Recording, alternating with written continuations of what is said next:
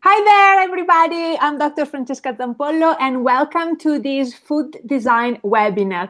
This is the first of a new series. If you are not new to this channel and not new to the online School of Food Design, you know that we have done other food design webinars. This is going to be a new one for this new series. It's going to be about 8 or 6 or 7 or 9 webinars in this new series. This is the first one. Welcome, everybody. In this first webinar, our guest is going to be Andre Nogueira. Nogueira. No? How do I pronounce it? Nogueira. Nogueira, almost, okay. And he is a brilliant human being with a lot of things to teach us. So I'm going to give him this digital stage in a moment. Before I do that, just a couple of reminders.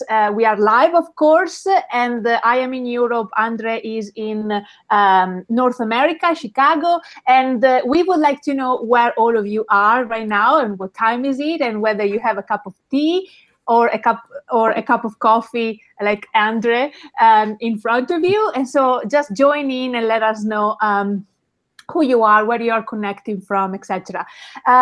Also, throughout the webinar, feel free to send in your questions. I will be reading the questions and I will be reading them out loud to Andre whenever we have a moment. So just feel free to join in. And of course, feel free to share the link of this webinar in your socials. You just take the link from, you know how to do that. So without further ado, let me just say the last welcome on behalf of the Online School of Food Design, which is officially kind of, I guess, hosting these webinars. And of course, the Online School of Food Design that I founded in 2006 is the first and only so far platform where you can learn food design online. One of the things that I like to do the most for the Online School of Food Design audience and students and network is really create moments where we can learn from one another and we can learn from experts. So this is what this food design webinars series is all about. Learning from many different types of perspectives, as many different types of subjects which are complementary to food design as possible.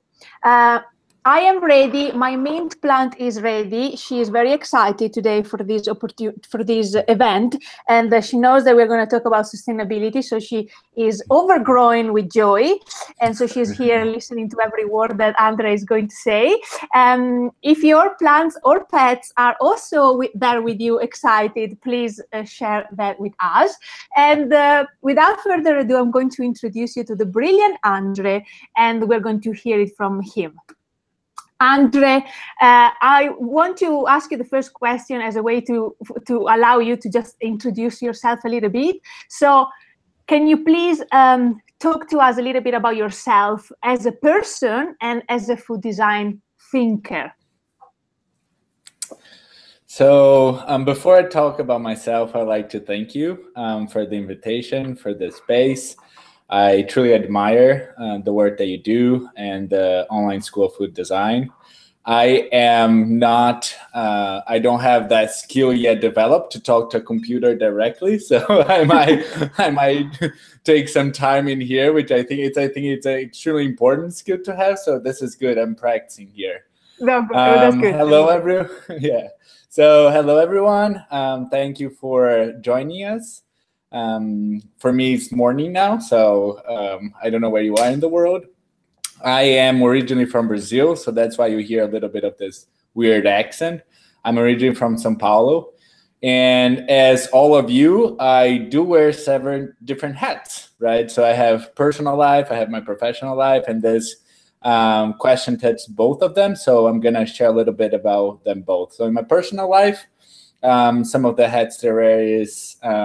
I'm a son of 2 Brazilians, so that's a hat that I wear.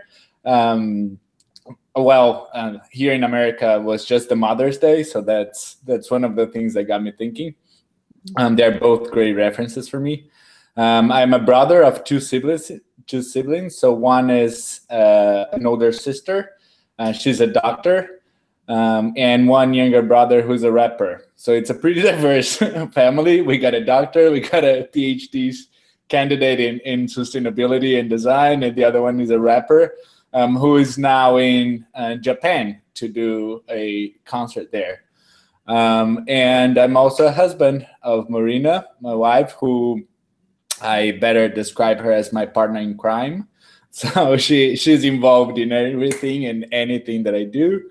And a father of Oliver. So I am, Oliver will be born on August 1st. So that's my new role. I'm also father of Jamon, who is a dog. So he's a Schnauzer. So you pretty much know that Jamon is ham in Spanish. So that's how I love food.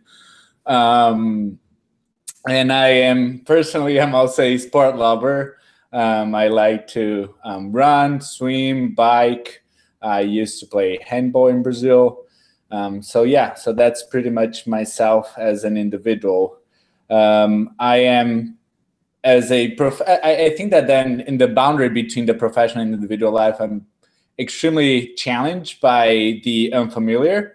So I'm curious, excited for whatever I don't know. So this is good. So if you can, rather than having me talk, I would like to have more of an interactive conversation. So whoever is out there listening to us, please interact with us, raise questions, make comments. And I think that that's the best way that we can actually create and disseminate knowledge.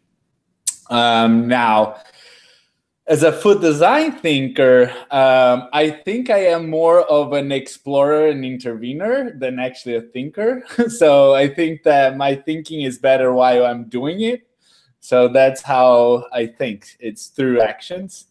So as I've mentioned, I'm not from Chicago. So I thought that would be extremely hard to start thinking about those things here in the context of Chicago without immersing myself in the local context and understanding the challenges of food design here in Chicago. So even though the place that I come from, there's a lot of similarities in the challenges of food design here from more a holistic perspective, I think that Chicago has its unique complex issues that we can all contribute to. So food for me here in Chicago is more of the context in which I'm exploring challenges or issues of the economic, social, and environmental realm. And I think that food is a domain or is a field of inquiry, is a place to explore where those issues get clearly manifested. You can clearly understand the intersectionality between economic, social, and environmental concerns. So my area of contributions mostly relate to economic access, environmental degradation, social inequalities, and understand how food design can contribute to this. So that's a bit where I come from. So I think that I'll pause there. I don't know if there's more to come. I certainly have more to tell, but I think that I'll let we move forward. Thank you so much. So I think that in order for all of us who are really passionate about food design from many different angles, and also this is just for me, one of the questions that is probably going to be very interesting to ask you, and because this is one of the questions that I like asking everybody that I talk to, would be, what is your personal definition of food design? We are going to talk about a specific aspect of food design, which is actually the aspect with which we should look at all food design. But so we are going into the specific later. But for now, I'd like to know, how do you define food design in general? Okay, so food design for me is a course of action involving food. So that is future driven because it's design related, but it involves food. So anything that action that you take that involves food can be understood as a food design. Now, whether those paths are focused on innovating, adapting, producing, reflecting, criticizing, surfacing complex issues, whatever, it all depends on the food designer itself and the context in which those actions are going to be taken. So I think that food design for me will be a course of action involving food. That makes a lot of sense. Thank you so much. It's actually a very it's a very beautiful definition, actually.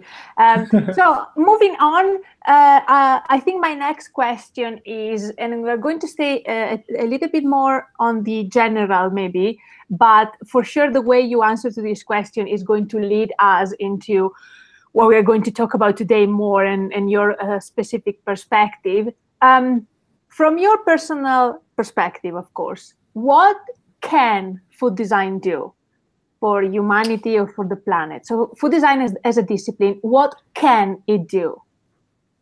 So I think that a lot is being done.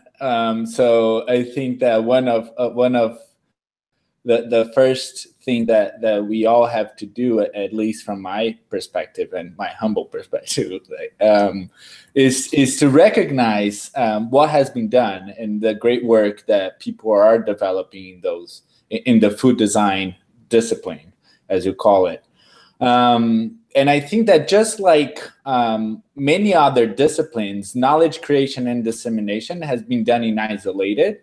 And lately, even more with the specialization of the different fields, right? So we tend to think more and more in the specialization within its own silos. And I think that there is great opportunity to explore a more integrative approach. So if we think about the different sub-disciplines more as like verticals, and then I think that there's opportunity to understand what is this horizontal ring that maybe can start connecting different aspects of those disciplines. So just want to get one small example of this. I think that all over the world, there is a demand of more healthy products, right? So to understand like more organic, more sustainable, less sugar and all of that. And I think that great initiatives are actually popping up and addressing a lot of issues in terms of food access, so like many different ways of delivering food. And I see a lot of companies emerging with all these trends. And there's one particular here in the United States that delivers food directly to people's house, and they're organic and all great, but they all come in plastics, right? So packages and plastics. So you're delivering this whole approach, like this whole principle through food, but that's the product only. It doesn't come, there's no understanding of this holistic. So you're generating way much more plastic and increasing the impact in the environment, although you're considering all the other impact in terms of the way that you produce food. There is more likely to be organic, so less pesticides and all that. So I think that there is this trade-offs that we don't necessarily have to do anymore. But because we are thinking still in our own silos, I think that we miss some of these opportunities to think about. So, and so by integrating some of these disciplines, I think that we can look at food design as a restorative discipline, right? One that can think about more towards the future and understand how can we restore some of these, some of the resources that we've been using unsustainably. So I think that that's one of the things that we can do.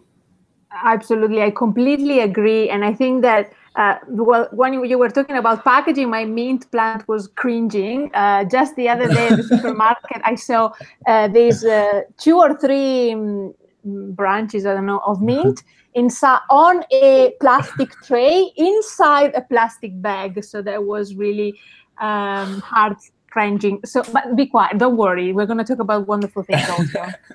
But you're absolutely true. And I think that I really like how you said that food design is or can be restorative, right?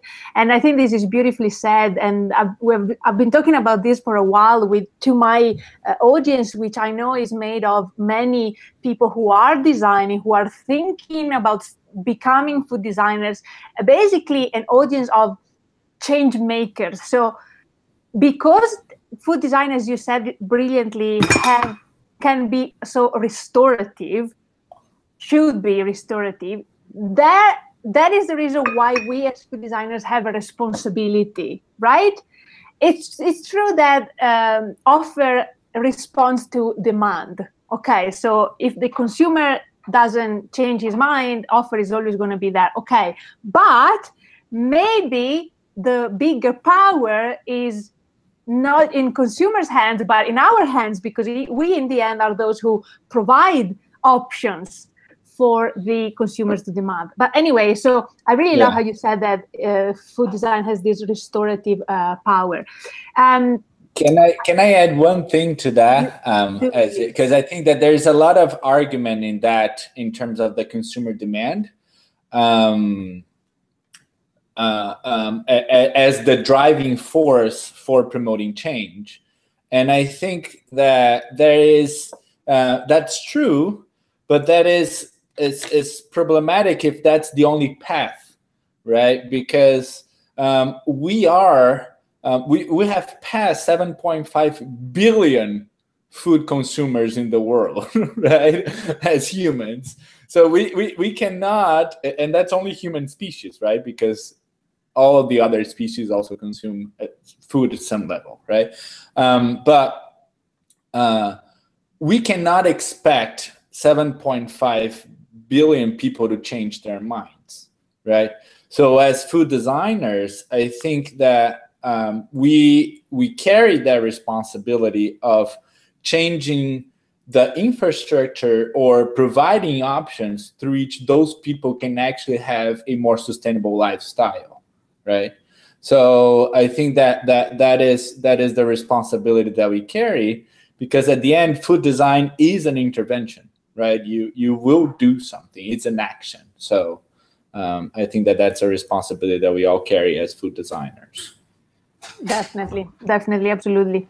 So maybe because we are already going into the heavy stuff, and I love it heavy. I mean, well, maybe it's heavy. I don't know.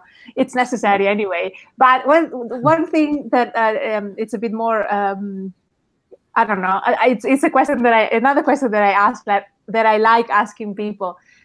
What is the thing that thrills you? What is the thing in your professional life? What is the thing that you do or that you think about as you are more of a researcher, so more of a thinker, that makes you excited to wake up in the morning? Okay, so I would like to reverse that question. So that question, I used to think about this. What are the most exciting things that excite me in my life? And I think that there are two things of that. One, I change things that I love, right? I think that everybody changes things that we love, and we are exposed to so many different things. And I am so curious that I love so many things.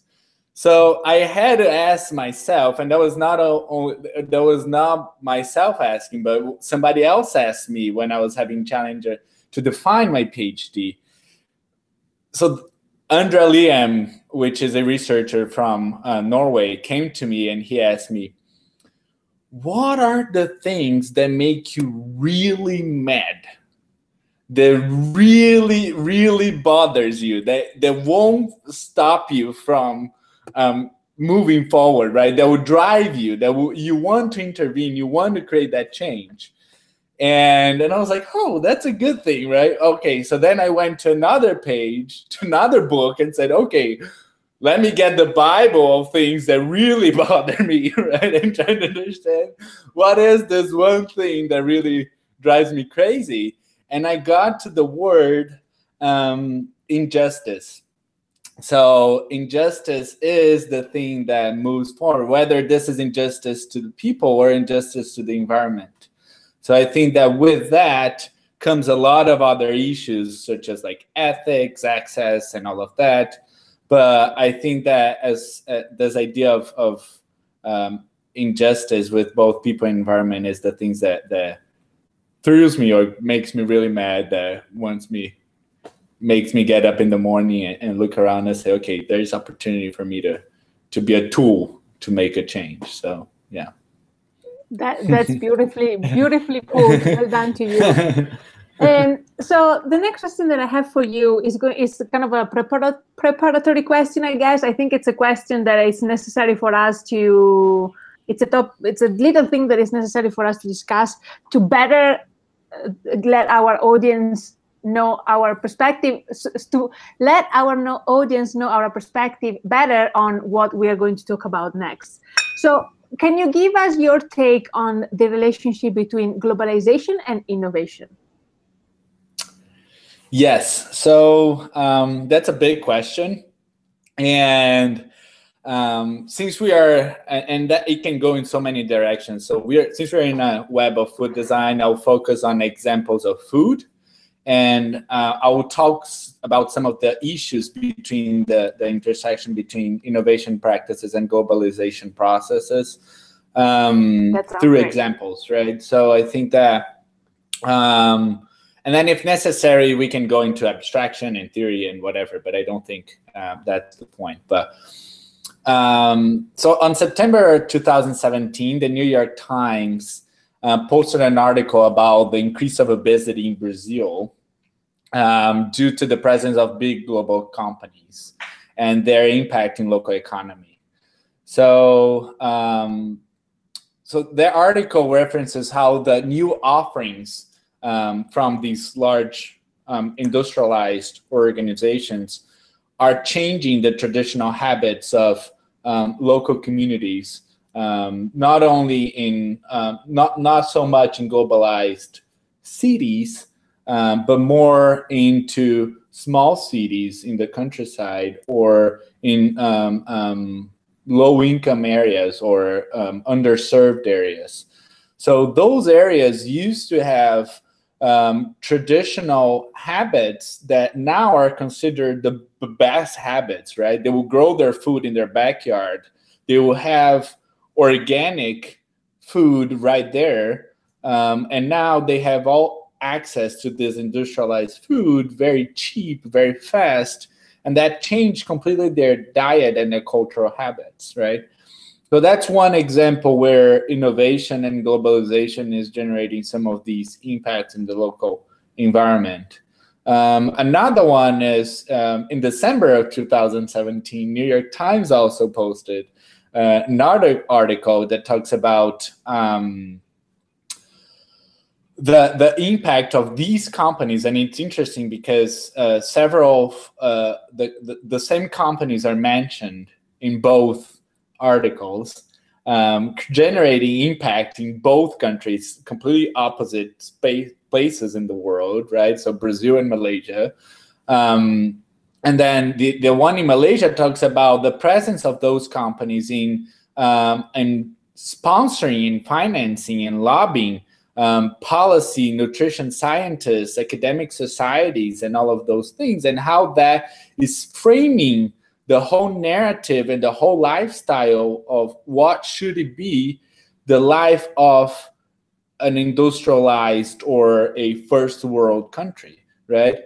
And that is rising the obesity, the diabetic. In Malaysia, given that process, that process is happening for the last 3 decades, Malaysia became the fattest country in Asia, right? And it's not an issue of being fat or not.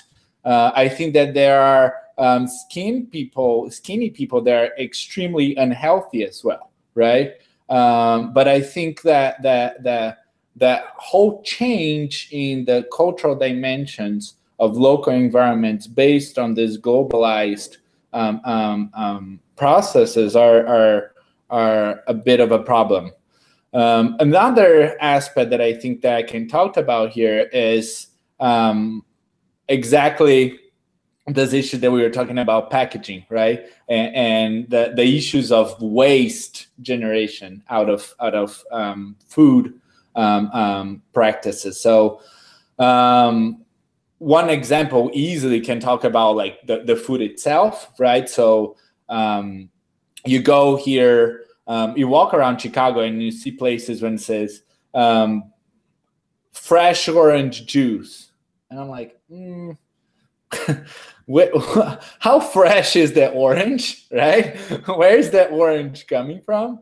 And I think that there's this, when we think about systems, there's the cycle of nutrients, right? So if you think about the orange, right? So the orange extracts nutrients from the soil, concentrates that into that fruit, right? And then we take that fruit from that place and then we throw that many miles away from it. Somebody will peel that orange, and that trash that we consider trash, right? Because waste is a human construct, right? There's no waste in nature, right? So we looked at that, we classified that peel as a waste, as if there's no value for us. And then we concentrate in some areas. Now that product that is carrying nutrients from different places is being accumulated in some areas. And that place that is sending those nutrients does not have that nutrient back, right? The system is linear, it's not considering those things.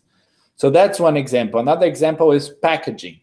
So I'm from Brazil. I try to eat as seasonal, as local as I can. Here in Chicago, it's quite challenging when around 90% of the food here comes from outside state.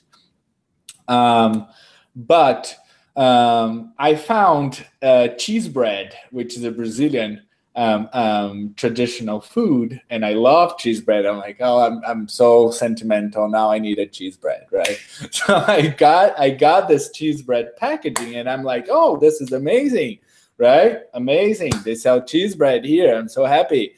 And I found the packaging there. The information on the packaging have 5 different languages. So Portuguese, English, Spanish, Italian, and French. I'm like, whoa. Those Brazilian street bread are busting out in the world, right? This is, well, and then it comes, right? Is it great or not? And then I get the cheese bread, I eat the cheese bread, and it's great. And then I'm left with the packaging.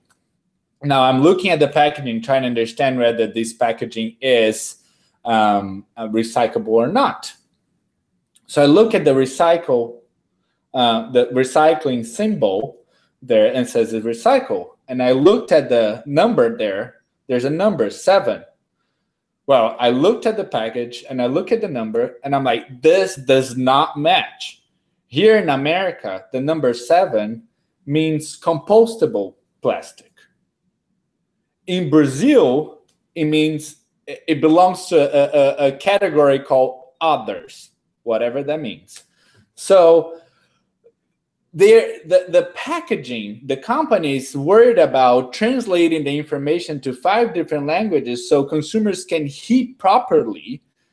But the waste now here is generating this whole confusion because people are now, they're either sorting that waste, right? They see the recycle, mostly people throw in the recycling bin. And then the recycle company see the 7, throws to the compost bin. But then the composter look at it and it says, this is definitely not compostable, right? So I think that innovation and globalization processes can be very tricky in the aspect of when we talk about sustainability, right?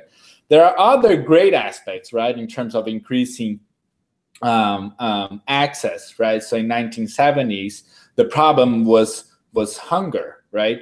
A lot of people in the world were dying from hunger. That reduced a lot because we're able to increase our production as well, increase our access to food. But now the problem is obesity, diabetes, because the quality of our food and the damage they're making to the environment is not allowing for us to be sustainable in that way, right? Which is also accounts for the health of human beings. So I think that's some of, like, I gave 3 examples here in which globalization is understood as both, right, as a practice, but also as a how do you call it, like as a principle or ideology, right? So we all believe in free trade, free market, and a whole connected economic world. This is beautiful. But then when we see in practice, it's actually established, innovation is happening through strong bonds of partnerships between large institutions that are dominating the discourse of cultural habits in terms of eating, in terms of what is good and what is not for you.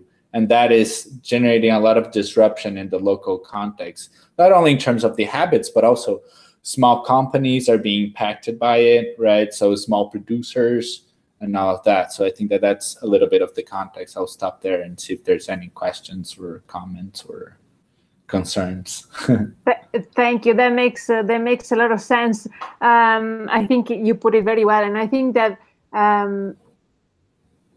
maybe one of the things that, or maybe one of the things that we can say in response to this problem, and say specifically to much of the audience that I know follows, that is part of this network, who are people who are starting a food startup or who are thinking of starting it, or they are part of food companies, and I think most of them smaller-ish food companies. Then I think what we can say, since you just said that we know that the social constructs are influenced by these bigger corporations, then what we can say is that try and stay true to the fact that you're small, and actually take value from that, because from that you also have power in a way. Would you say that's fair? Oh, absolutely true. I think that that comes a little bit to the narrative of scalability that we talked, right? That we created, right? So we think that the way that we can increase to scale our business is through this centralized sort of like winner takes all, right? I'm going to dominate so many markets. I'm going to do so many things. I'm going to be like this colonialization mindset, right? I'm going to come and open up my store here, which is sort of like a little bit the approach, the same mindset that, for example, Uber has, right? So Uber went all over the world with its own brand, with its own systems, and implemented and disrupted, right? In Brazil, there were deaths. There were taxi drivers killing Uber drivers and back and forth. There's this huge issue. So that's one of the mindset. I think that there's other mindset, which is more of replicability of sustainable business model, right? So rather than saying I'm going to start expanding from the center, I can say, okay, this worked here. Let me see what are the chances that can be replicated here, here, here, here, here. So you have a more pulverized impact. And I think that one example to this is if you think about the company Motivate. So the company Motivates provides the infrastructure and the technology for bike sharing in many cities in the world. But what they do is that Motivate does not even appear, right? What they have is that they understand the challenges, they understand the issues of the bike sharing, they have the platform, they develop the technology. And what they do is they go and understand what is the local context, what are potential partners that they can collaborate with, what is the biking culture in that city, and then they start to understand how to build different lenses or how to engage that, right? So that is a whole different approach to things. And I think that more and more and more, especially with food, understanding that your scale of impact, and then stay true to that and allow for that model to happen in different places. I think that that's the best way for you to increase your sustainable impact, if that's your goal, right?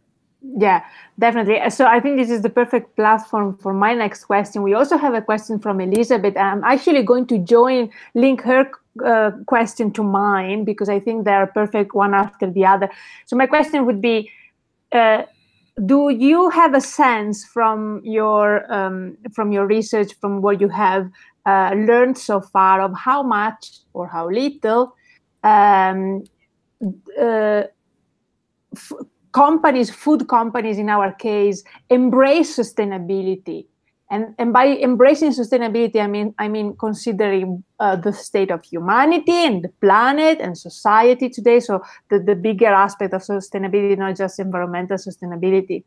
And then I think that after this question, once you give us your sense of how much companies embrace sustainability or care about sustainability, then Elizabeth is asking, what could be an alternative to this mindset for small stakeholders looking to expand and grow? I think you just touched on what is asking Elizabeth in just previously, but if you want to kind of just round it up.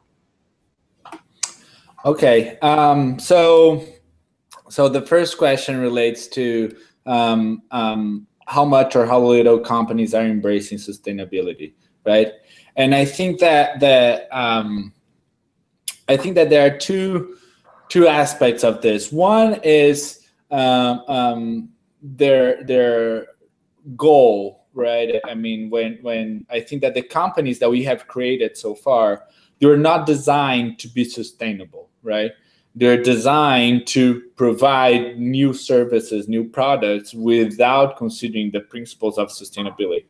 So I think that a lot of those big companies, large companies nowadays, they're really struggling to rethink their entire business model or the entire operations, because they grew so much that it's hard for them to change, right? So I think that it's not only the aspect of embracing in terms of a will, in terms of a goal, but also having the proper tools to understand what it takes, right? Or to be able to give up on some of the operations that they have, not on giving up in terms of like reducing their economic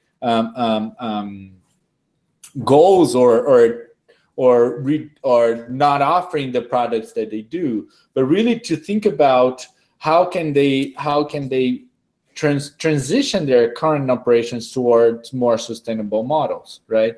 So a lot of the things that we talked about in terms of organizational change nowadays related to sustainability is very much argued in the context of efficiency, right?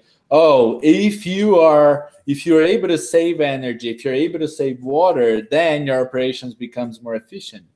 And I think that while this is true, it is still limited to the current constraints through which those organizations were created. So less of creating sustainable operations, they are actually reducing the harm that they're already generating, right? So those are two different things. And I think that there's opportunity to think about and explore new models. And I don't think that they need a shift from Monday to Tuesday, their entire operations, right? I think that food design is a discipline that can bring a little bit of support in that, especially with prototypings, right? So developing prototypes, understanding how collaborations can be sketched and tested in small scale, and understand what is this model of scalability is one way that they can do it. I think that so a lot of them are willing to embrace many of them because it's the consumer demand, right? It's not their natural will. So I think that they lack proper tools to understand their operations. I think that the best way to give is one example. So I went to the launch of Tysons' new purpose here in Chicago. So Tyson is a company focused on industrialized food production, mostly on proteins. So they claim that they produce 20% of the proteins in the US. when they're launching their new purpose or their new campaign, they said that by that's their argument, right? So by 2030, we'll have an increase of 20% of the population in the world, and that means 20% of more calories necessary to be produced. Therefore, our goal is to increase efficiency to be able to produce 20% more food. So when you pause for a second and like, wait a minute, I thought that the United States as a country produces or wastes 40% of its food. So when you think about this, right, they're talking about 20% of world growth. That's not American, right? That's world. The majority of that growth will happen in developing countries, not in already developed country. And the whole issue of developed or not developed, I think it's a whole other argument, right? That I don't want to get into, because I don't think that America is developed. But I think that that whole, it doesn't match, right? Principles of sustainability, right? So but I think that in the business of making stuff, not in the business of reusing or recycling or cycling anything. They're in the business of making. So that's why what I'm mentioning is that they looked at their boundaries or their operations, and they try to fit some of those discourses without having the proper tools and understanding that in isolation, one, they cannot do it, and that yes, their model is not sustainable, right? It's this linear model of take resources, produce whatever they can, and then consume and waste, right? It's this linear process in which they are not understanding those feedback loops that actually happen in the system, right? A lot of companies are engaging, for example, in integrative reporting and all of those things, but those were mostly done, again, in the whole discourse of share value, right? So share value it was the first conversation in, okay, it's not only about me, it's about me and you, right? However, that conversation only happens when there's an interest between you and me, right? So the value established between the both of us, and that's what we share. That doesn't mean that I'm going to stop doing whatever I'm doing, right? It's mostly I'm going to add to my operations. I'm not going to change my operations. So some of those things are also challenging in the aspect of sustainability. I'll give you a good perspective on this. So I don't know if you know, but the cosmetic company Natura in Brazil, they were created under a lot of principles of sustainability, and they're big. They're nationwide, and they are developing their own metrics, their own indicators, and working directly with communities, understanding their impact on the environment. They have a way much more distributed system than centralized system.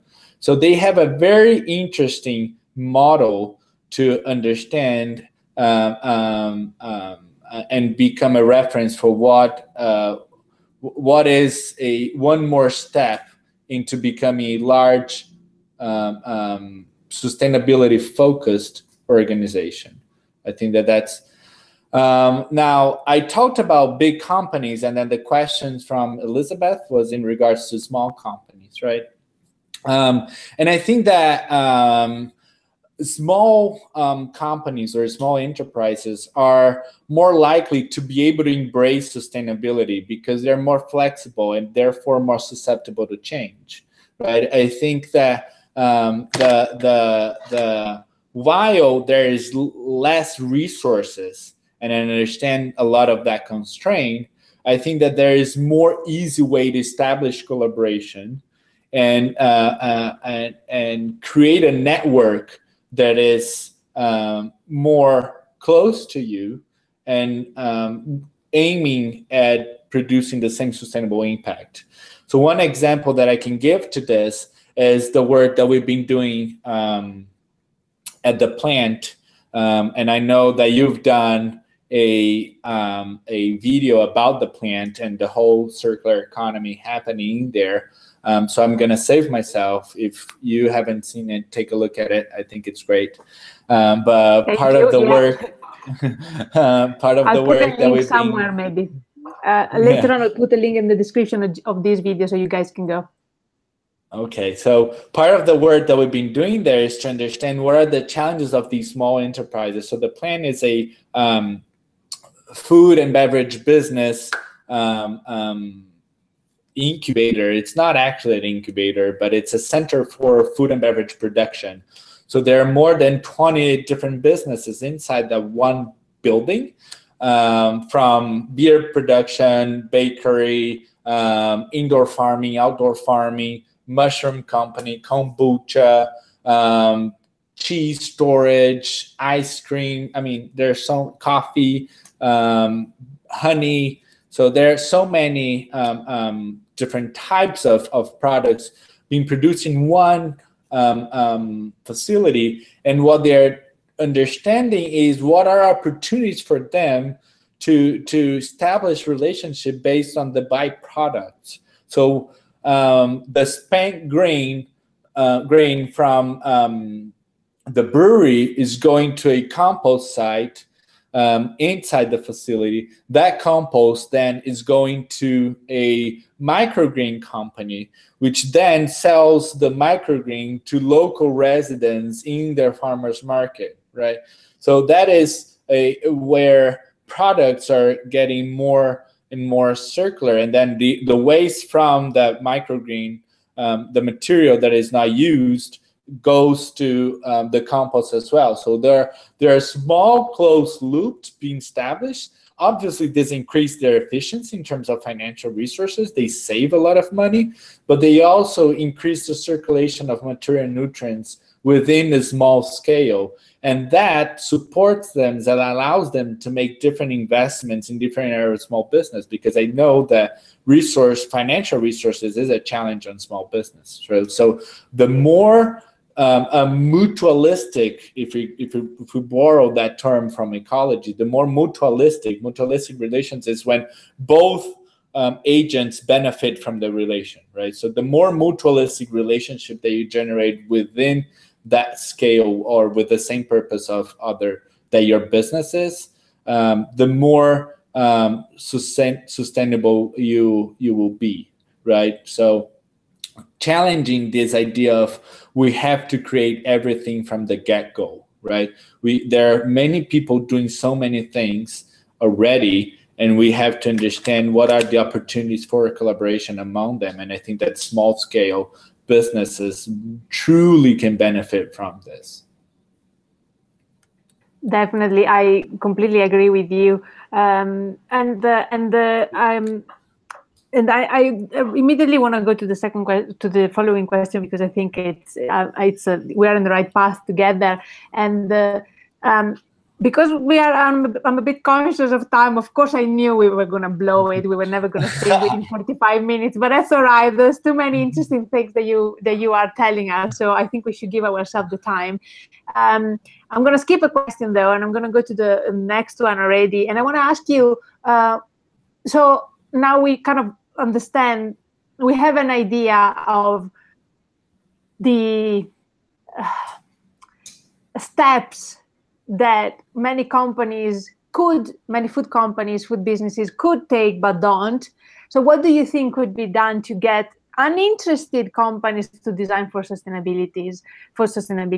And after this question, we're going to go straight into your actual contribution to knowledge. For those of you, all of you who are doing or have done a PhD, you know what contribution to knowledge is. And in other words, we are going to answer a question that Lucia is also asking, and she want to know what are the tools that food designers could use. And so we're going to get there. But before that, I want to ask you again, in general, before we get to the detail, what can we do in general to get uninterested companies to design for sustainability? And we're talking about, we're not talking about tools here. We're gonna stay at an upper level, I guess. What can we do to get them interested, I guess?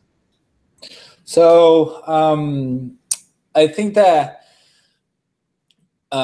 it's that question is a bit tricky, because I think that if we, for example, just to make a correlation here, let's talk about smokers, right? I mean, if you want people to people that you care about stop smoking, unless that person is willing to make that change, it doesn't really matter whatever you say, that person would never stop smoking, right? It's directly this internal force that needs to change, or there needs to be they need to be suffering or in pain, right? Usually whenever you develop a cancer in your lung, then you're like, oh, I need to stop smoking, right? So the same thing happens to organizations, right? So it's challenging for uninterested companies to engage in sustainability, because whatever you argue or whatever you present to them as an opportunity for change, they won't be interested. So to that, I think that's the same way that you have to do with smokers is to meet where they're at, right? Is to understand what are the challenges, is to understand what are their current practices, their current operation, what are the other things that are involved in their organization context that not only talks about their operations, right, or their sustainability, being sustainable or not, is less about pointing, but it's more about understanding what they are, what are the challenges that they face, and then provide them with tools that can support their transitions, right? I think that the flag of sustainability, right, like I'm sustainable, like that flag doesn't exist, right? I mean, and I think that sustainability, it's something that it's more of a mindset in terms of operation than actually a goal to be achieved, right? I think that what is sustainability? Well, if we go to the direct definition, right, it's the ability to sustain, period, right? There's nothing in sustainability that talks about environment, social injustice, economic inequalities, and all of that, right? I think that the way that we talked about sustainability in those terms is because that's what we have reached with the way that we build our society nowadays. Mostly Western countries that are now influencing, and we talked about in terms of globalization and innovation.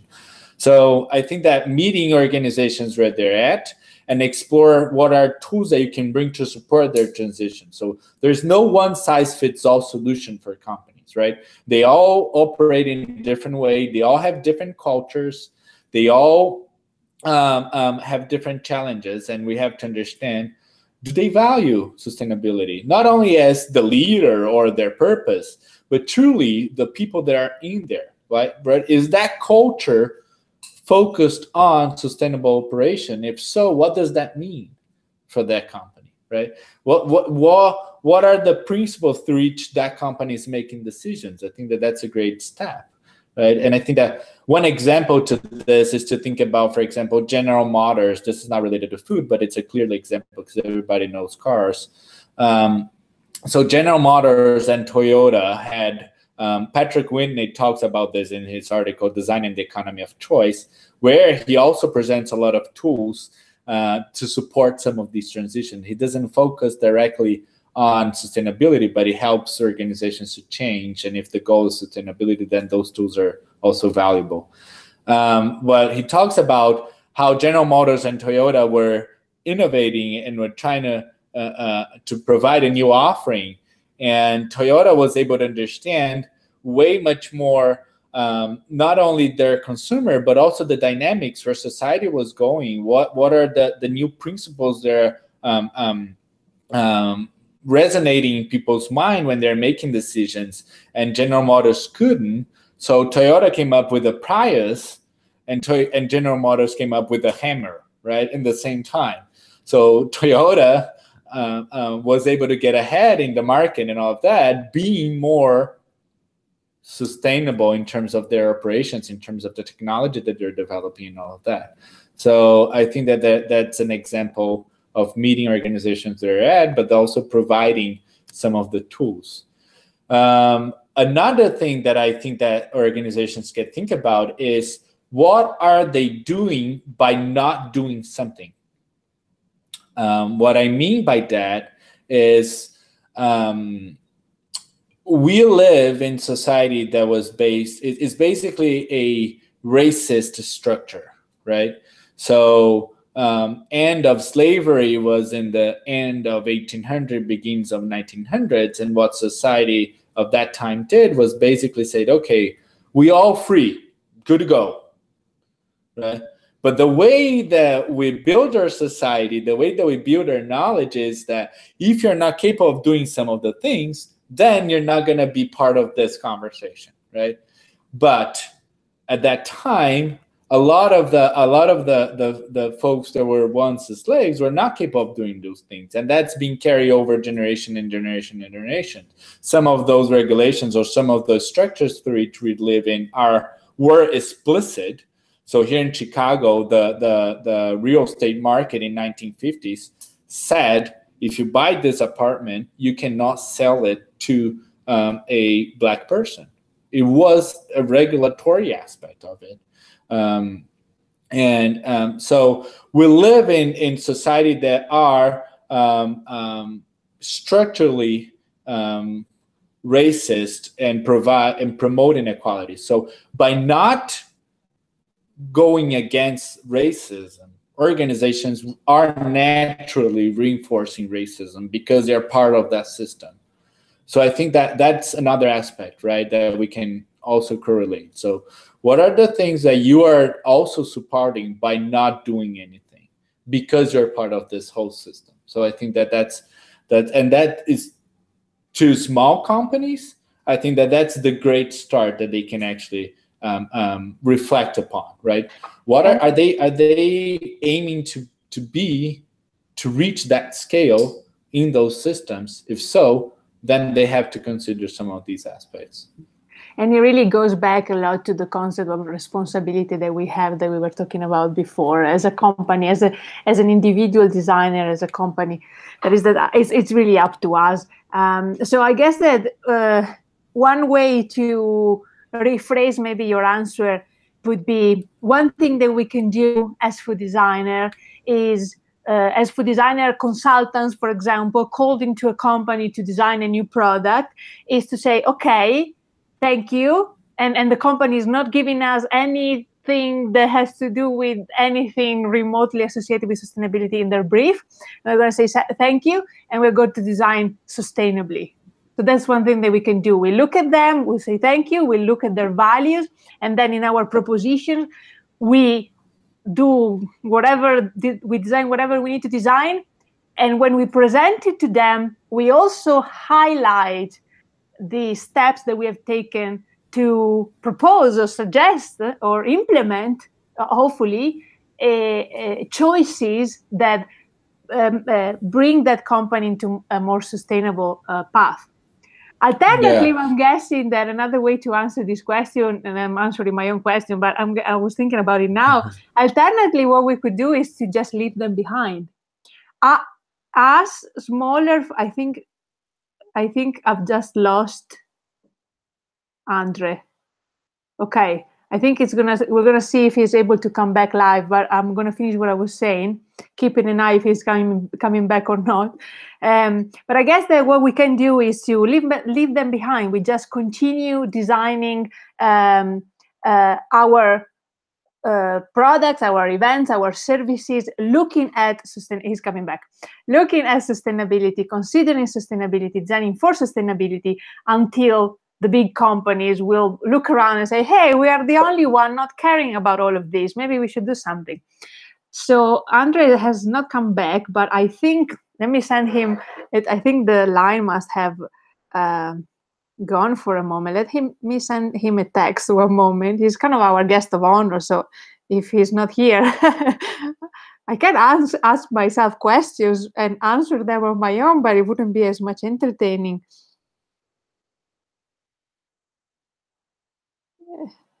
He's coming back. Nope.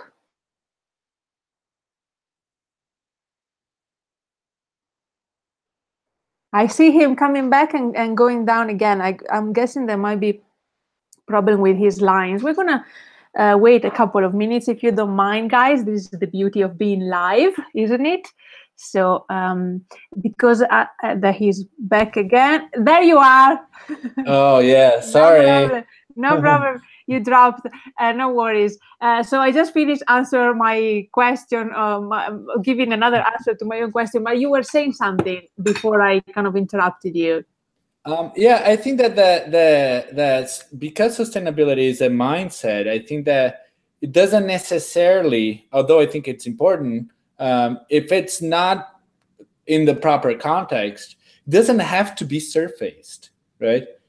I mean, you don't have to be like, hey, I'm sustainable, whatever that means, right? I think that it's more of the principles through which you make decisions, right? And I think that that's a little bit, I think that jumping into the next question that somebody asked was exactly my contributions, right? Is to understand how to embed some of these principles of sustainability in our design process, in our food design process. So generally, how does food design in our case? How does design in general, in our case, food design? I know you don't necessarily work specifically with food and food companies, but I know you do also that. So how does design, in our case, food design, come into play? And more specifically, what is your contribution to knowledge? How do you propose that design or food design come into play into this balance and relationship between companies and designing better? Let's say that. To find a way to not use the term sustainability. How do we make them design better? Let's say. So I think that design and food design is a discipline that is capable of integrating dispersed knowledge and promoting change, right, at different levels, at an individual level, at their organizational level, at the system level. So I think that understanding how to connect the different types of knowledge that is involved in your food design process is extremely important, right? So it's not only, I think that there are several types of knowledge. I've been exploring 4 of them. So tacit knowledge, which are knowledge, liquid knowledge, right? Fluid knowledge involved in the individuals that do stuff, right? So there is an expertise of the gardener that knows how to plant things, and that should be accounted for. There is codified knowledge, which is like academic or theoretical knowledge that is also important. There is a statistical knowledge that usually brings the relevance of your intervention, right? Like 89% of the world is dying from diabetes, right?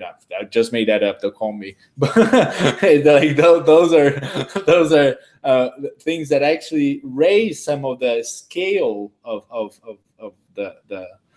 And then there's also the explicit knowledge, which is knowledge of our daily lives, the way that we operate, things that we do, things like we wake up, we have breakfast. Some people don't, but I mean, it's just the way that we do things, right? So those 4 types of knowledge need to be integrated in your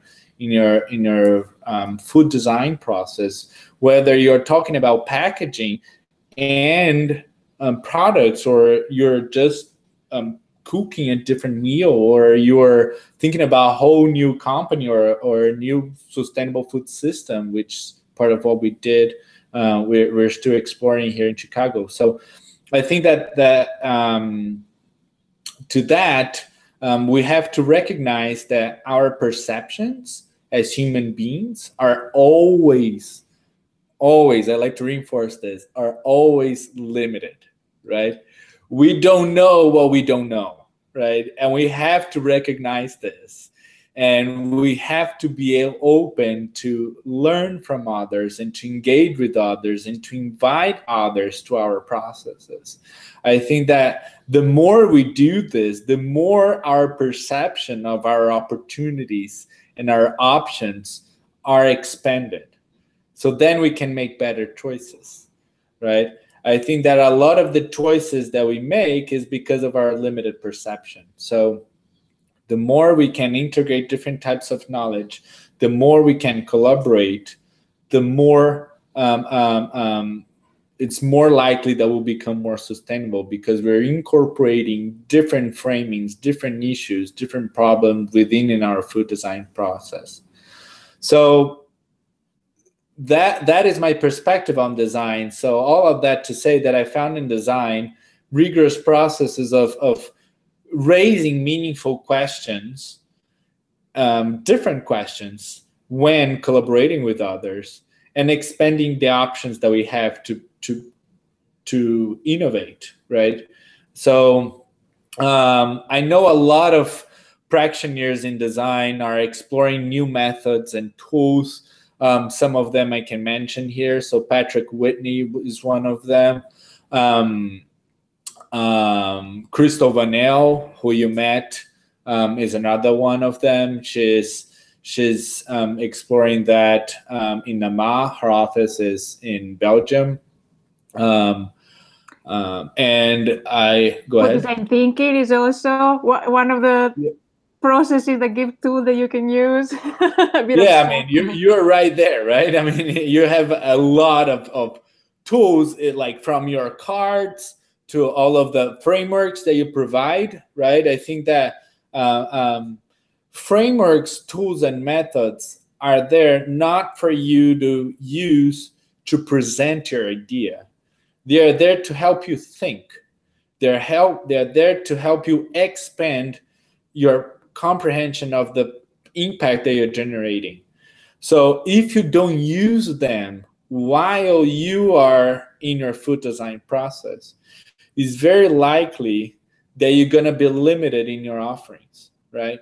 Those tools were tested, they were developed based on evidences that they exist to do what they are supposed to do. So if you don't use that, you're missing the opportunity to incorporate that in your food design process.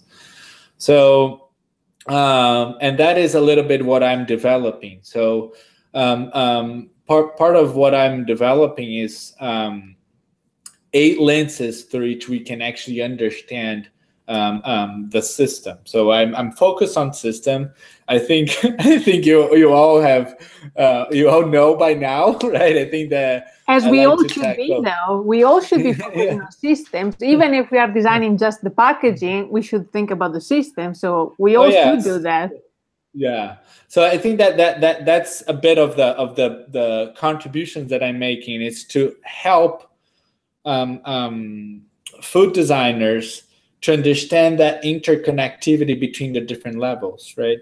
So a lot of the work that has been done in system talks about 3 major levels. So the macro level, which is like the what I'm calling the system dynamics. So the changes in variables. Are we increasing access to food? Are we reducing inequalities? What are the impact? By increasing access to food, are we decreasing inequalities, or are we increasing access to food, but we are not changing inequalities in food systems, right? So I think that those are the different variables that we're talking at the macro level. At the meso level are the organizations, platforms, and infrastructure through which we operate.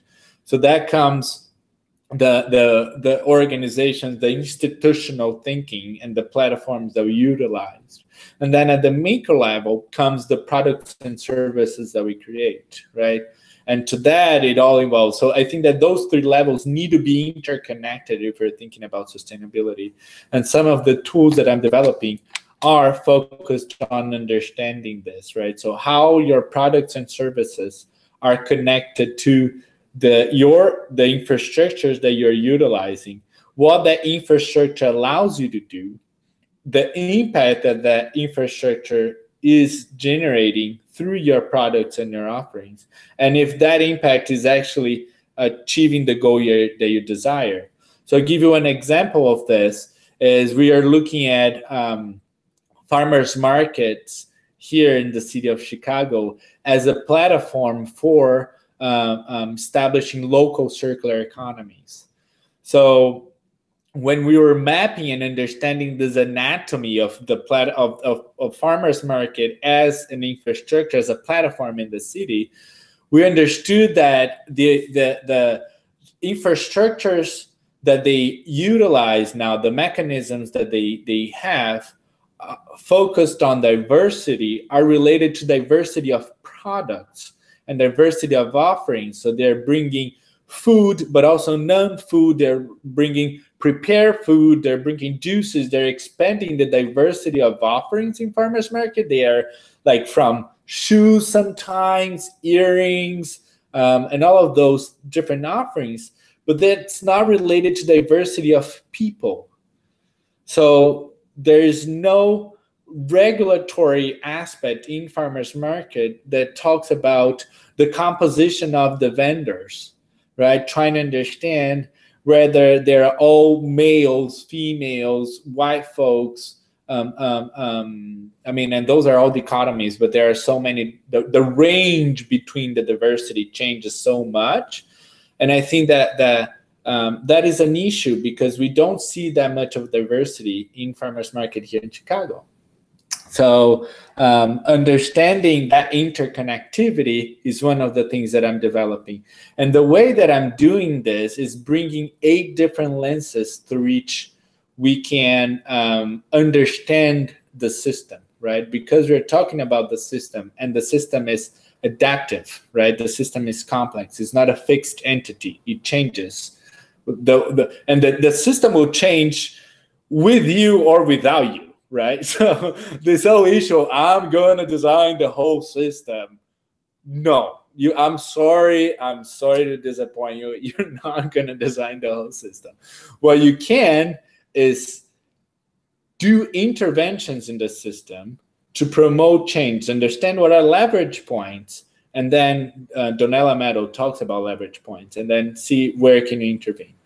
So I'm talking about in 8 different lenses. The lenses are human lenses. So the human-centered design approach is very familiar with that. That's an important lens to understand the knowledge on humans and the capabilities that they can actually bring. The networks, so that means social and professional. So now we are way much more connected. We rely a lot on our social networks, but also on our professional networks. The governance, which is different from political, right? So governance is the structure through which we make decisions, the regulatory body, and also the norms that we create in our society. But political is different than this, right? Political is an everyday choice, right? The price of the gas is politics. So so humans, networks, governance, cultural, what do we value, what we believe, what are our traditions, how these is embedded in the process that we looked at in systems, financial aspects as well, manufacture, digital, and ecological. So humans, network, governance, cultural, financial, manufacture, digital, and ecological. All of that is being explored, how to bring those lenses into the process that we use in design to consider a more holistic and integrative approach to our food design process. Thank you so much. So if, do you have like, your PhD is not completed, and this tool is part of your research, that is part of your PhD. So you're not complete. You're not done yet. But do you have an idea of a time frame of when your tool might be completed, if it's not already, and maybe how it might become available for people? Yeah. So I'm developing a like a playbook. Slash toolkit. I don't know what I'm gonna call it, whatever. But I'm condensing a lot of these methods in one document, and I'm going to release that within a month or so. So that can also be a link to be downloaded in our webinar series. It can be an email that goes, whatever. But this will be shared. Yeah, it's a work in progress. My PhD is I'm hoping to finish in a year, so it's still a work in progress. But I think it has proved its value, so I think it's time to share with people. Oh, definitely. And it's not being done in isolation, right? So this is a collective work about many scholars around here and practitioners as well. So you were part of it. You don't have to wait to have your piece of paper that says you are a doctor to publish your tool. We all know that the final part is just the writing up, and the bulk of the work has already been done.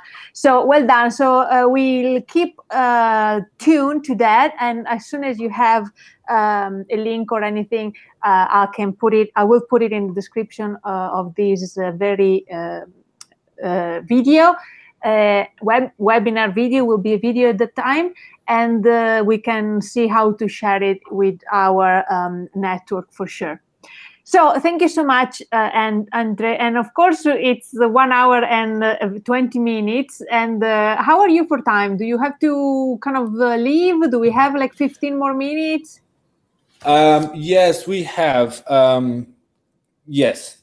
Okay. Because I wanted to ask you just a few quick questions to kind of close up, and I think you could answer fairly quickly, but are all things that I would really love to hear from you. So the first thing that the first of the last things that I want to ask you is quick.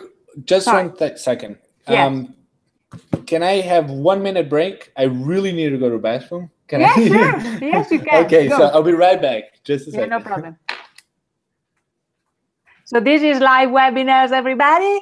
And so one thing that I wanted to the next questions that I will be asking Andre are all, as I said, quite small, just to finish up and summing up.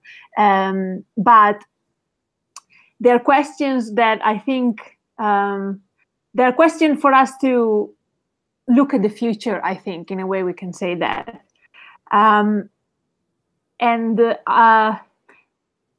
Actually, one thing that might be a good time to remind you guys is that, as I said in the beginning, this is a webinar series, the second actually webinar series from the Online School of Food Design, and this webinar is the first one. We're going to have a bunch of other webinars, and as you will notice, the first and last questions that I will ask to the people that I will be interviewing are more or less the same, as a way to give a sense of continuity in a way, but also to hear what different people have to say about the same thing. So Andre is back. So I'm going to ask you, Andre, now. In the beginning, I asked you, what can food design do, right? But now I want to ask you, I want us to look at the future, as I said, with these last few questions. And I want to ask you, what should food design do? What are the issues that food designers, as all of those people who are listening to us right now, given their skill sets, what are the issues that they should tackle? What are the spaces or territories that food design should expand to, maybe? So I think that there's the word is the world is becoming more and more connected, right? So I think that there is issues of that, but there's also benefits of that, right? So I think that the more strong is the bound between food designers operating in different disciplines in different areas in different places in the world. Like right now we can do this. This is an example of this. I think that the better the discipline will evolve. So one one way of doing of I think that food design should do is to understand the opportunities for connections, right? The interconnectivity between the different disciplines. I think that the could and the should here kind of like became mixed as we talked, but I think that it should explore ways or mechanisms or tools to integrate those two things, right? So when we talk about organic products, can we understand that this came from a discourse of reducing environmental impact, that if we don't look at it in the packaging and the whole system that product is immersed, then we're missing opportunities, right? That should not prevent us to do those things, but there is still opportunity to be explored, right? And that can only be achieved through this connectivity of different food designers. So I think that's one area that I think that it should go for it. I absolutely agree with you. So now I want to ask you, what is the number one advice that you would give to food designers, to those who are designing products or services, who God forbid, serve systems or organizations and business of tomorrow? What is the number one advice that you would give to those people who are watching us right now?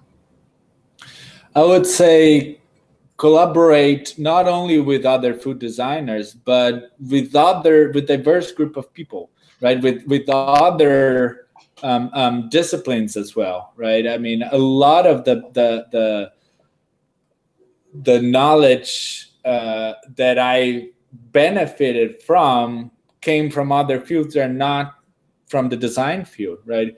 If I were to be limited to the aspects that designers are talking about sustainability, I don't think I would be able to explore new tools, right? So I engage in conversations with social ecological systems, with people, as I mentioned, talking about cars, talking about brownfields, there's so many things that we can actually understand what are the common challenges that we all as humans are part of, and therefore we can also become the solution.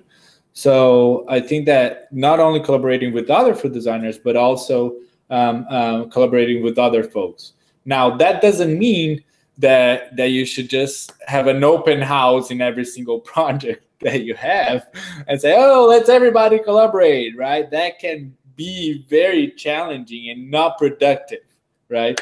So you have to be strategic on your collaborations, and you have to utilize those methods, tools, and frameworks to help you think in a more strategic and productive way, right? I think that one of the issues of sustainability is this idea of like, where do I start? I will have to design the entire system, so therefore I'm not going to design anything. I'm going to keep doing the things that I know what to do. And I think that that's not the thing, right? I think that we have to understand, be strategic towards the interventions that we're going to create, and then establish our collaborations based on principles, alignment of values, alignment of interests, common challenges, and opportunities for complementary capabilities, right? I think that I can bring something to the table, you can bring something to the table, but be less about commonalities, but more about complementary skills. Definitely, and actually this might be one of the ways to collaborating with other people with other skills or other resources that they can give us, tangible resources, might also be a way to inherently design within a circular motion. So, right, you end up designing with people to whom you will be giving your waste, which is going to become their resource, etc. I mean, definitely from collaborating with people from different different areas of life, you never know that you might even end up designing, up embedding circularity in your project.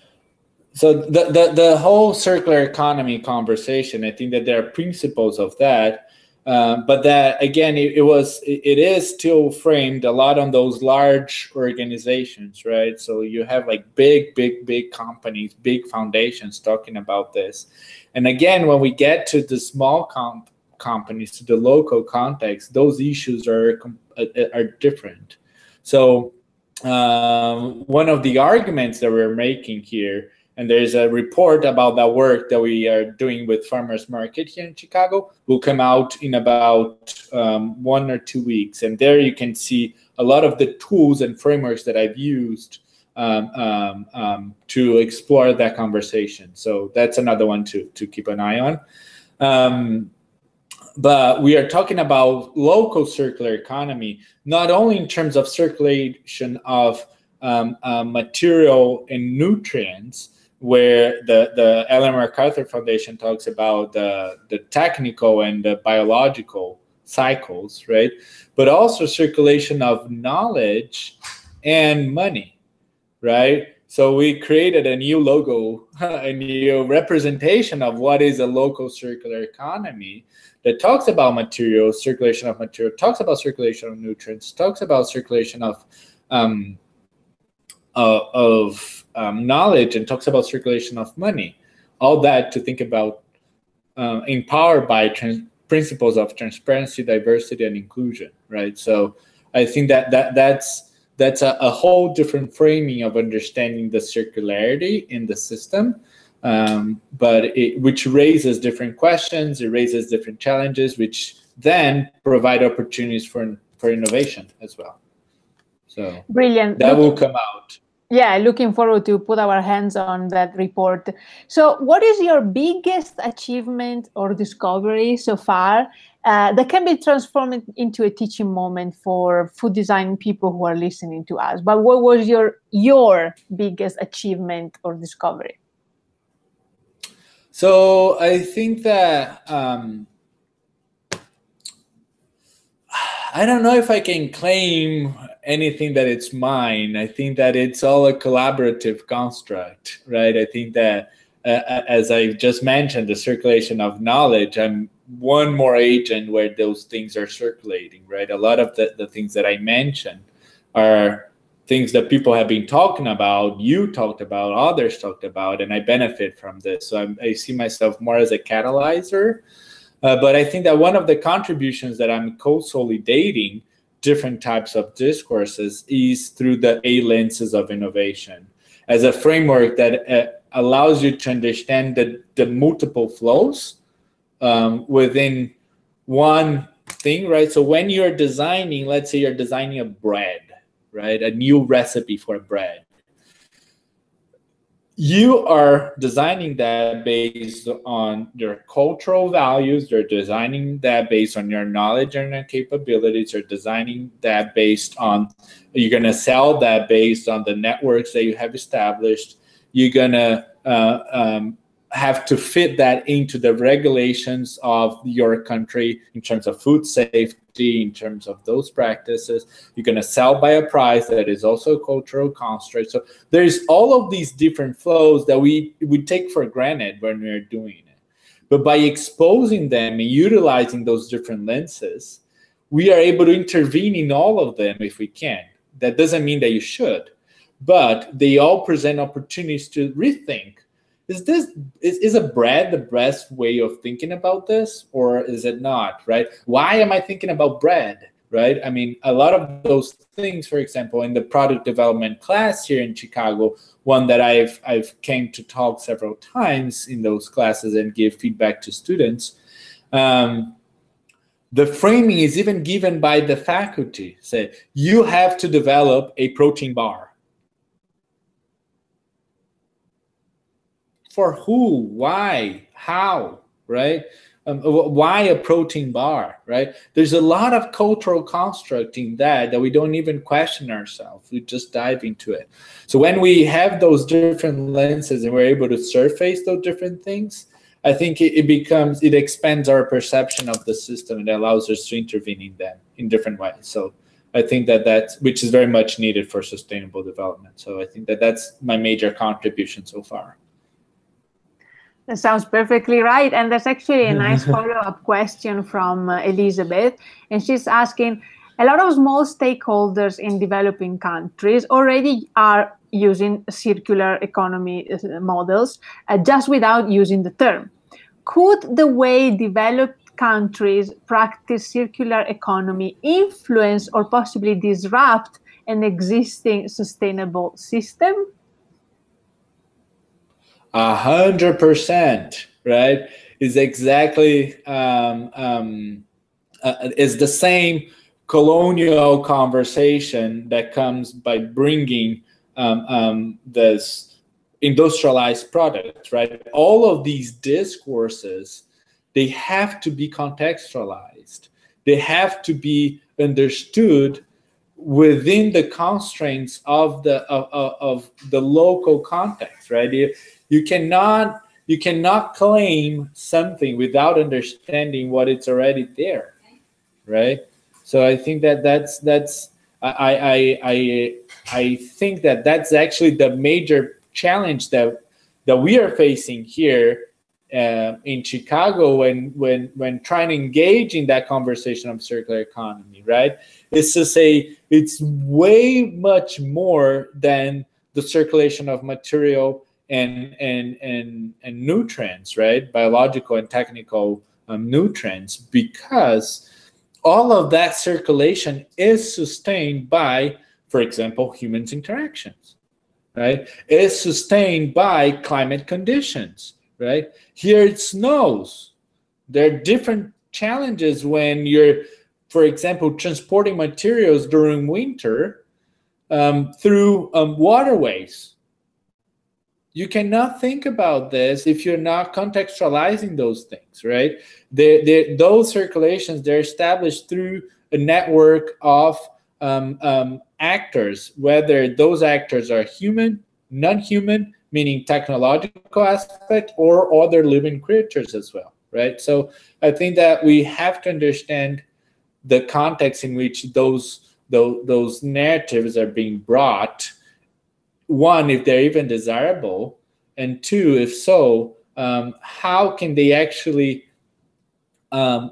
contribute rather than destroy? I 100% agree with you.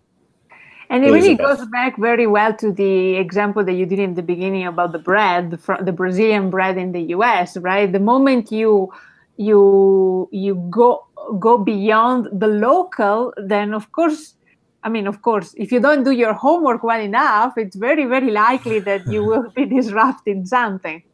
So having said that, not the last question, but almost, maybe the last question about this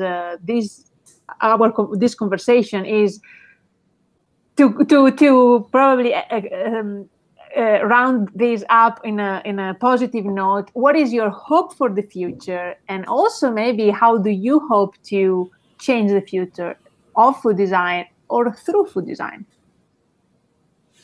So my hope for the future is that I can continue to be a tool to support transitions or to support reflections towards more sustainable and equitable futures.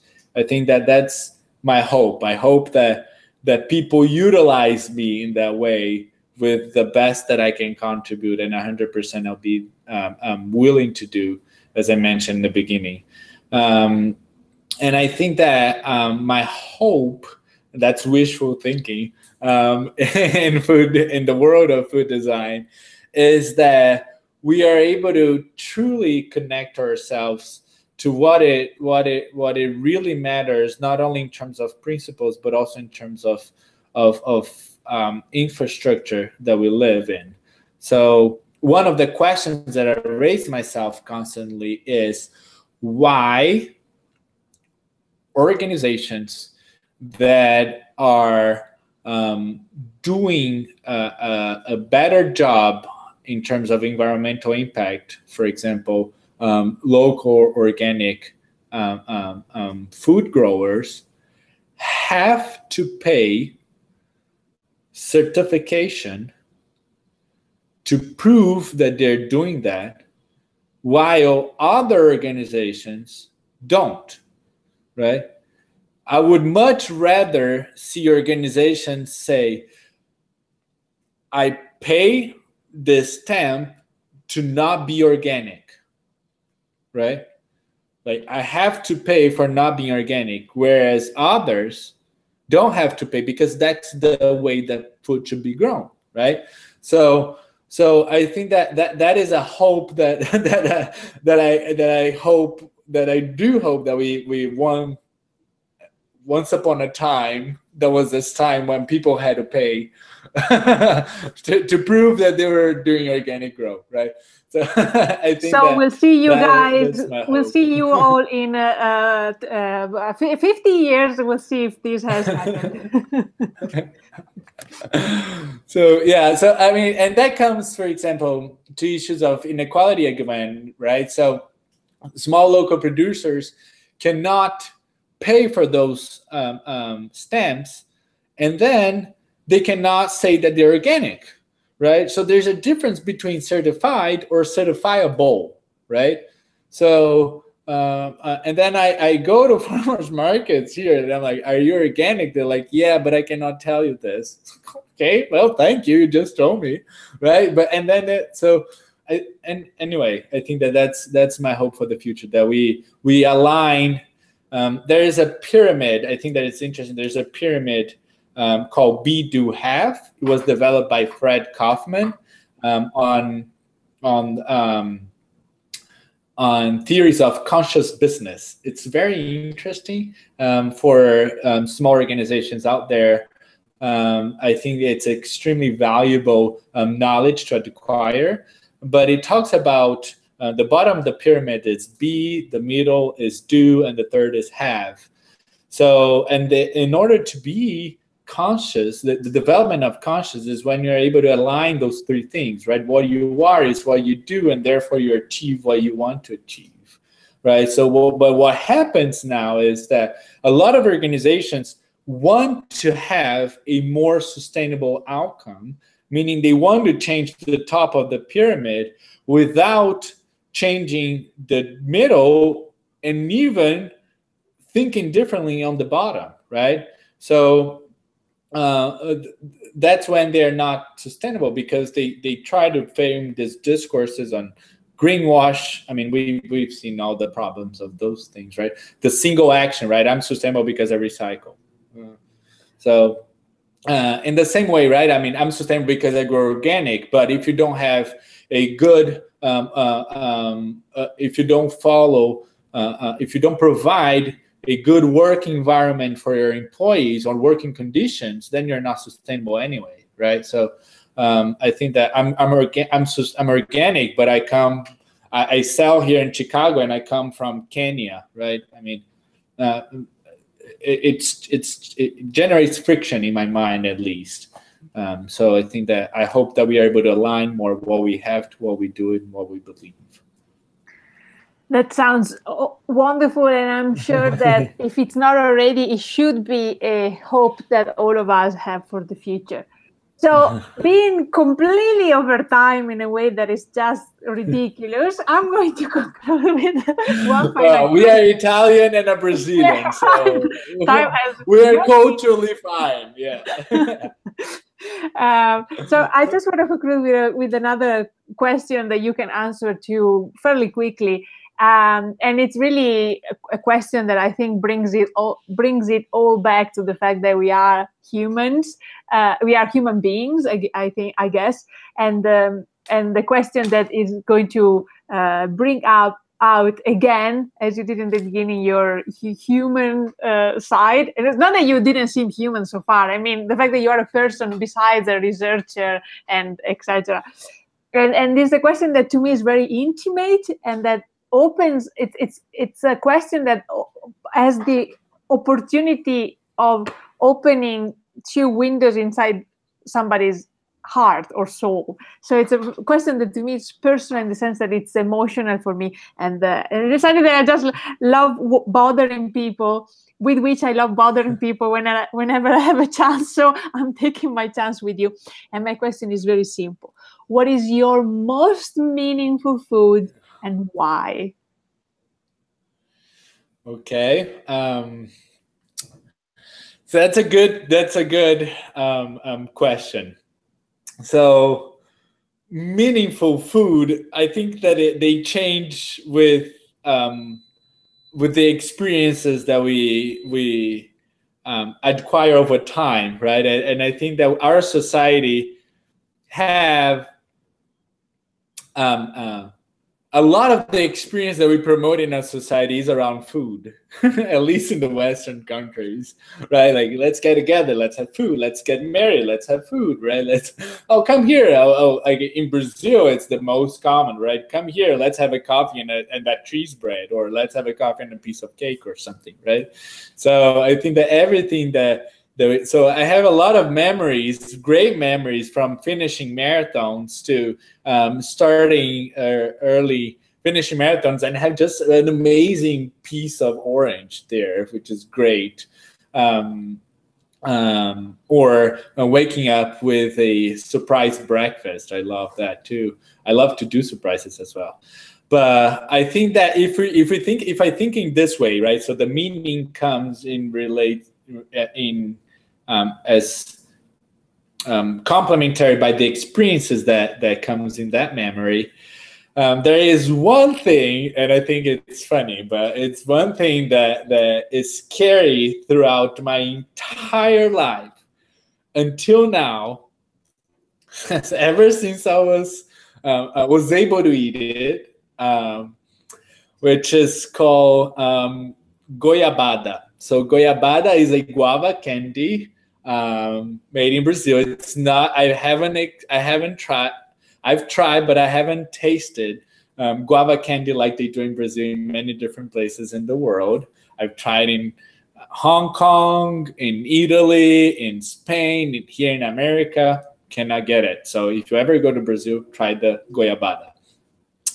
But then that food, ever since I was a kid, like we'll do 12-hour trip, like driving trip to visit my grandma.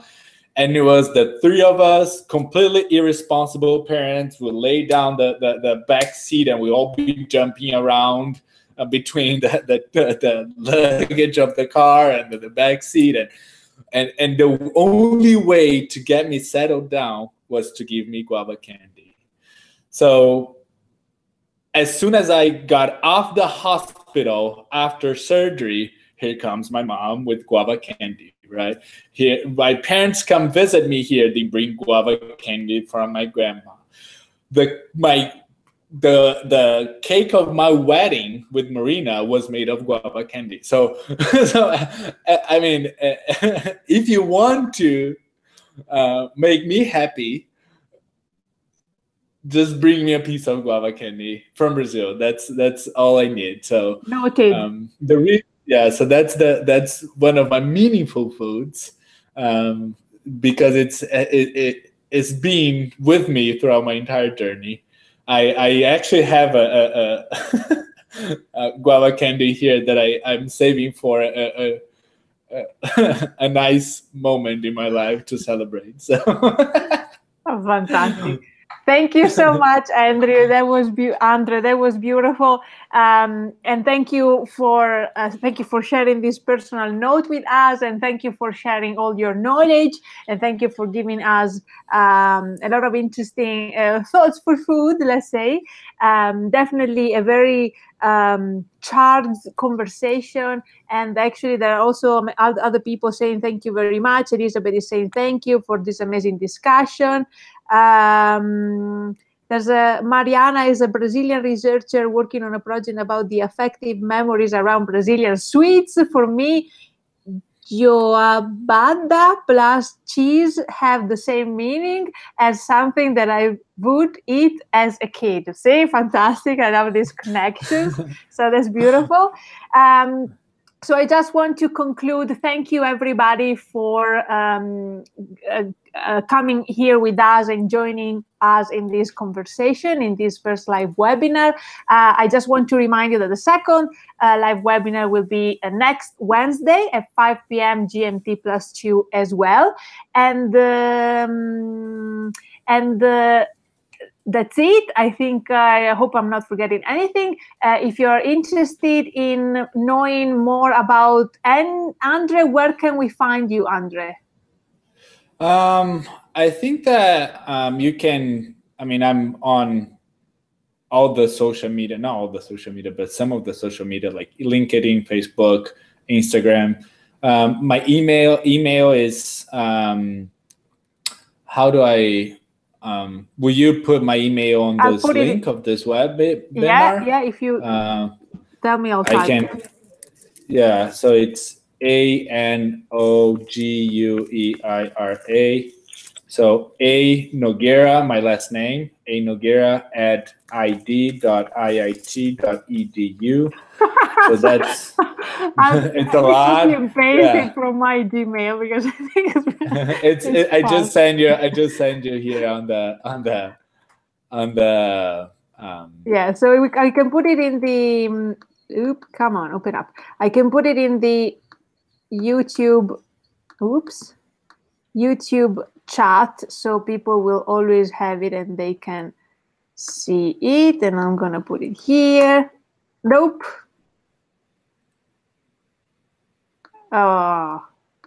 What did I do?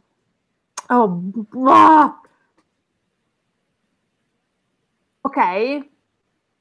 I'll put it in a moment because my mouse doesn't want to do copy and paste, apparently. Anyway. You put it here. So, okay. Yeah. So that you feel free to send me emails. I'm building my website, and that's taking forever because I'm too lazy to consolidate some of those things. I'm focusing on other things, but I should have by the end of July. That's my goal. It's to have my website before my son is born. So so that's my goals. I should have that also. Some of these conversations, some of the reports, some of the work that I've been developing will be in there. There's a lot of work related to food insecurity on senior low-income populations here in Chicago. So a lot of those challenges will be out there, and then I'm more than open to engage in conversation. So please reach out to me as much as you can. Brilliant. Thank you so much. So as soon as we have the link for your tool, the link for your report that comes up in 1 or 2 weeks, and the links to your website, whenever they come, I'll put all of these links in the description of this video, so people will be forever able to look you up. So thanks again, everybody, for joining us in this live webinar and for engaging in this conversation with us. And finally, of course, again, thank you, Andre, for taking the time, for taking almost 2 hours of your time to discuss this with us. It has been a pleasure involving you in this, but of course, I knew you were going to be brilliant because I know you are brilliant. And yeah, I mean, Andre people is just one of those people that you meet, and after 1 hour, you kind of feel you're already best friends. And so that's how I feel with him. And so, yeah, thank you again, Andre, for taking the time to be here with us and for sharing your knowledge. Thank you very much. I appreciate everybody's time. I appreciate the opportunity. And I hope this is just one more of the many conversations that we might have in the future as we all work to contribute and evolve food design as a discipline. Definitely. Why not? Again, thank you, everybody. I'm going to say goodbye. And as always, thank you for watching and for joining us in this webinar. Have a lovely day and happy food design. Bye-bye.